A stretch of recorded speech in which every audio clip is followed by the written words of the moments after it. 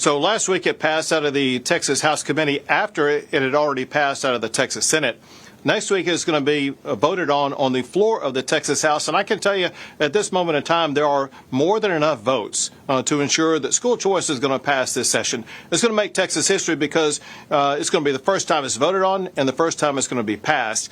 And it's going to ensure that parents are going to have the ability to choose a school that's best for their child. Well, at the very same time this session, we will be providing an all-time record high funding for public schools as well as record high teacher pay raises to make sure that our public schools will be well funded and parents are going to have the opportunity to choose a school that's best for their child. Great.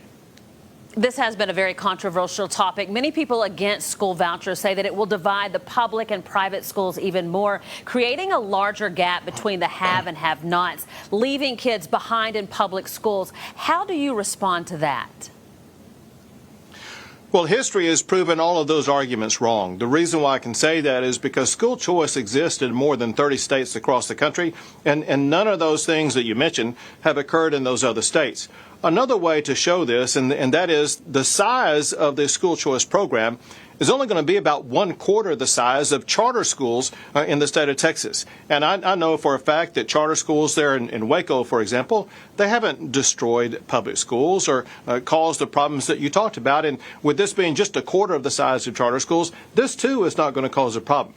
To the contrary, what we have found in other states, wherever school choice is robust, we found that it improves not only the education for the kids who go to school choice, but also it improves the public schools, which, by the way, that's my real goal here. As governor, my real goal is to ensure that Texas ranks #1 in educating our kids. School choice is a part of that process.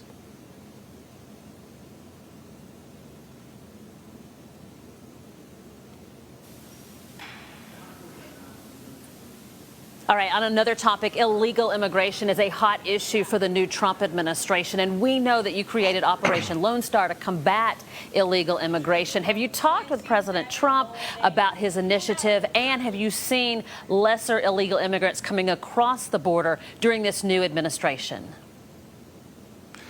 So I've talked with President Trump extensively about his immigration plans. I've worked closely with Tom Homan, the border czar, as well as the Secretary of Homeland Security, Kristi Noem. We're all working together, which is the opposite of the way it had been the last 4 years. And because President Trump campaigned on the issue of illegal immigration and stopping it, and that was the primary reason why he got elected. And he has delivered on that. For the last 2 months, the month of February, the month of March, we had all-time record lows of the number of people crossing the border. I saw one report 2 weeks ago that showed that of the people that cross the border illegally, which is all-time record low, only 9 have been allowed to stay in the United States. And as a result, that means because people are not being allowed to stay here, it's causing others not to even try to come here illegally. Governor, thank you so much for your time. Thank you for your time, and we'll speak to you in the future. I look forward to it. Thanks. All right.